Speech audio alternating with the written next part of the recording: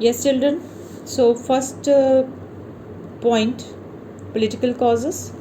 Second point, social religious causes. We have already discussed. Now, the third main cause, it is the economic causes. So, in economic causes, the first cause, it is the exploitation of economic resources.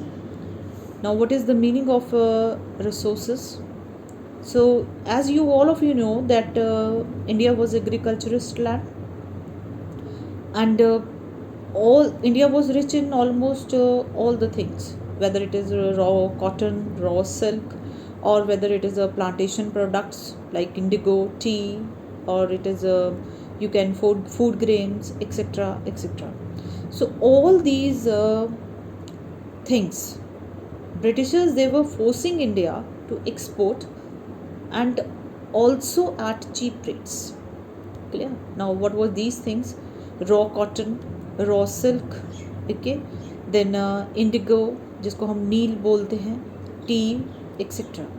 So all these things, these raw materials, they were given to the Britishers at low cost, and Britishers they used to convert themselves into ready-made things, and with a duty free or nominal duty rates they used to bring these things to India for further sale. Clear? So by these you can say that India was left with very less raw materials, and India was not able to use, or they were not able to fulfill the demands of their machines. Secondly, drain of wealth. So drain of wealth, like Britishers they used to bring gold into India in order to buy the Indian cotton and silk. After the conquest of the Bengal, the Britishers they stopped getting gold into India. They started purchasing raw material for their industries from the surplus revenues of Bengal and profits. And the drain also includes that all the salaries of the Britishers, incomes, savings of the Englishmen, the British expenditures, whatever the Britishers they were purchasing, all these things, the money it was taken from the Indians' wealth. So slowly the wealth also started being used for the Britishers. Next, it is a decay of the cotton industries. Cotton industries means small scale industries. When India was forced to give the raw materials at the low cost to the Britishers, so very few raw material was left for the Indian industries. Another thing that they were these like cotton industries, small scale industries. So what it happens that these industries, these you can say that slowly the when Britishers they started bringing the machine made products to India, they Indians they got attracted to buy those products rather than to buy the products which was handmade. So the art of spinning and weaving, which was carried on by years, they were left with no work, because they were not ready to buy the handmade products anymore. Then decline of peasantry. The peasantry, you can say that the peasants they were bearing the heavy burden of taxes, and you can say that whatever the cost of the administration and the war, it was bared by the peasants only. For example, in Bengal the land revenue was double. Not even a part of this revenue was given spent on the development of agriculture. Clear? Then increase in the land revenue forced many peasants into, like they were not having the money, so they started selling their lands. Then the traditional jamidars, they were placed by the merchants and money lenders. These new landowners had no concern for the peasants. So slowly peasants they stopped working on the land because they were not left with anything. Now fifth point, it is a growing unemployment. Now when Small scale industries, they closed. Handicrafts, they closed. Artisans, they became unemployed. Clear? Peasants, they refused to work, do the work on the land. They too became unemployment. Okay. Now, when they became unemployed, it gave rise to the unemployment. Clear? They were not supported by anyone. No work was there for them. Then Britishers, they annexed the different states like Awadh, they annexed, and I told you, I already discussed you that the number of soldiers, they became unemployed. So due to the lack of the work in India, unemployment increased. Next, it is an inhuman treatment of indigo cultivation. So indigo was in great demand.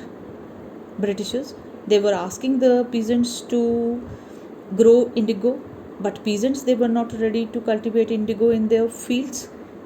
If they used to refuse to grow, they were beaten, they were tied into chains by the Britishers.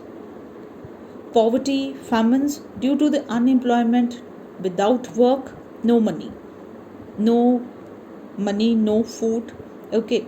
Then small scale industries declined, high taxation, drainage of wealth, stagnation of agriculture, exploitation of the peasants. This gave rise to the poverty. Secondly, famines, lack of production. Okay. Minor famines, they start occurring. Along with the famines, droughts. Somewhere it was a lack of production, and somewhere there was you can say floods. It was there. Clear? No rain, no other irrigation facilities, so land refused to produce anything. Eighth point, it is the decline of landed aristocracy. You can mark Inam Commission.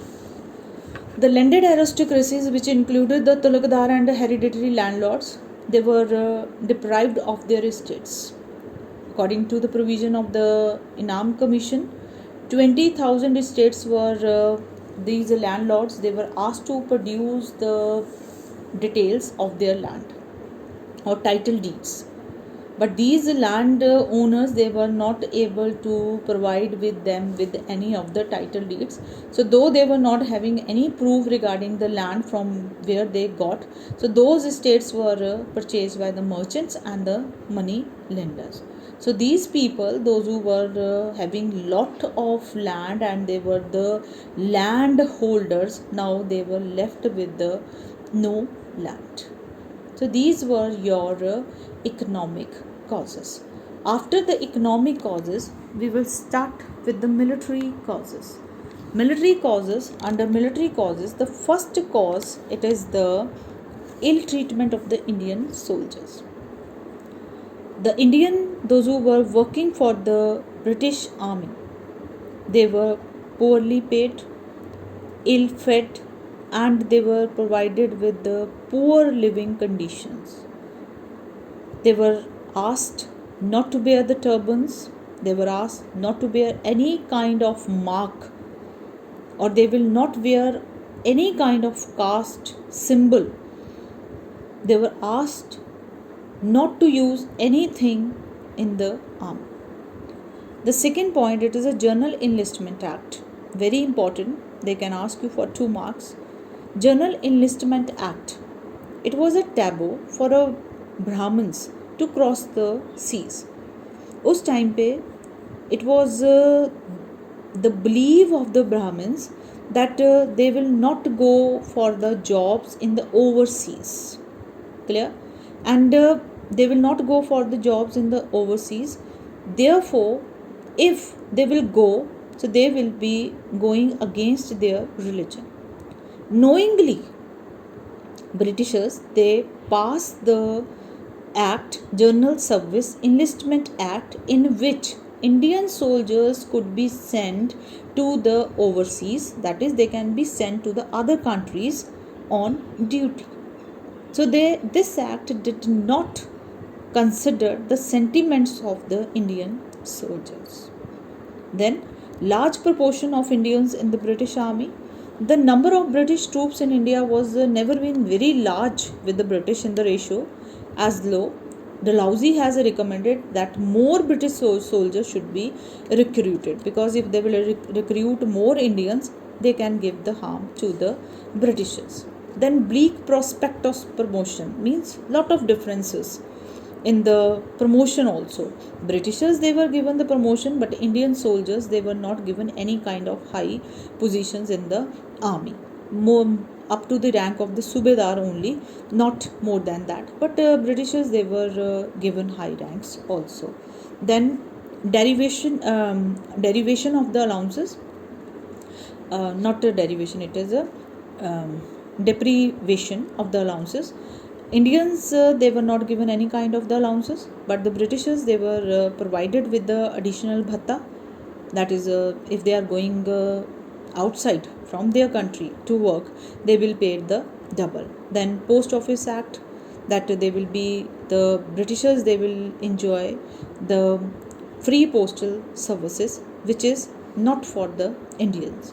Then the faulty distributions of the troops was there, like in most of the places like Delhi, Allahabad, no British armies were there, only the Indian soldiers were there. And Indian soldiers, they were, this point can be in the favor of the Indians, because they were over there, they were knowing the exact position, so they were searching. Indian soldiers, they were feeling that at the time when Britishers, they will be in a need, so you can say that Britishers were in difficulty, and the safety of their Indian empire depends upon them. So therefore they were in the search of a time, suitable time, when they can make use of that opportunity. Seventh point was also, you can say that it was a kind of a motivation for the Indians, because Indians, they were in a feeling, they were having a myth in their mind that Britishers, they are very powerful and nobody can defeat them. But in some of the wars, like first Afghan war, in the Punjab wars, and in the Crimean war, and there was a tribal man of Bihar and Bengal, those who were able to defeat the Britishers with the axes and bows. So Britishers, they were suppressed in many of the wars, and this motivated the Indians to take revenge from the Britishers. And the last point, it is lower salaries. So lower salaries was given to the Indian soldiers. Now one of the immediate cause, beta, it is very very important cause. Britishers, they decided to replace old fashioned muskets, okay, with the new infield rifles, okay. But the process of loading this infield rifles was the cartridges.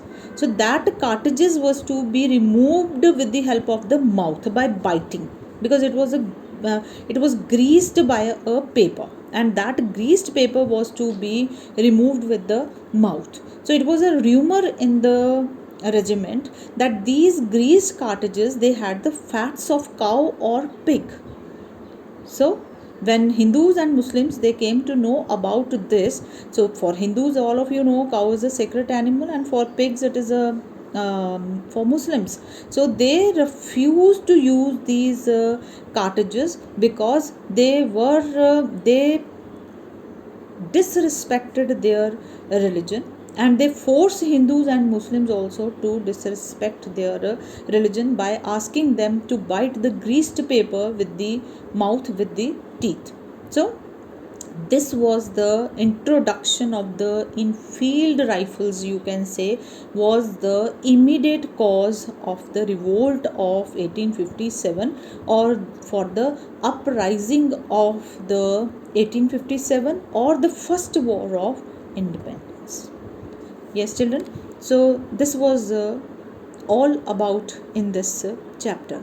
Now all of you will go through the question answers, okay, mark the question answers.